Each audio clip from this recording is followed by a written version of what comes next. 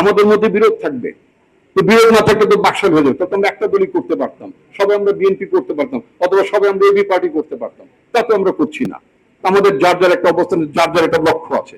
সুতরাং আমাদের মধ্যে বিরোধ যাই থাকুক না কেন, যে জায়গাতে আমরা অবস্থান করি না কেন, চূড়ান্ত পর্যায়ে জুলাইয়ের যে চেতনা, জুলাইয়ের যে আকাঙ্ক্ষা, আমাদের স্বাধীনতা সার্বভৌমত্বের প্রশ্নে, আমাদের গণতন্ত্রের প্রশ্নে আমাদের ঐক্যবদ্ধ থাকতে হবে। গত কয়েকদিন ধরে আমি ব্যক্তিগতভাবে ভীষণ ডিস্টার্ব।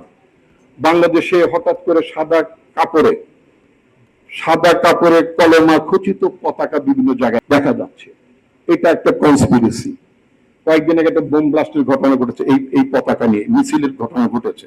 এটা হচ্ছে শেখ হাসিনা আমলে জঙ্গি নাটক হতো, তারা এগুলো ক্রিয়েট করতো, তাদের অপশাসনকে পাকাপোক্ত করার জন্য সারা পৃথিবীকে দেখাতে চাইতো বাংলাদেশে জঙ্গিবাদের উত্থান ঘটছে। সুতরাং এই জঙ্গিবাদকে মোকাবেলা করার জন্য আমি যে ক্রস ফায়ারে মাঝে মধ্যে যা যা করি, আমার সরকার লাগবে, আমাকেই তোমরা রাখো, আমাকেই তোমরা সমর্থন করো, সো দ্যাট এখানে জঙ্গিবাদ উত্থান ঘটবে না। এখন উনি যে বলছেন উনি আসবেন বাংলাদেশের ইমপ্রেশনটা উনি আবার বলতে চাই, ভাই দেখো আমি নাই, এখন আবার কিন্তু জঙ্গিবাদ উকি দিচ্ছে, নাড়া দিচ্ছে, এই ধরনের একটা পরিস্থিতি তারা তৈরি করতে চায়। আমাদেরকে সতর্ক থাকতে হবে।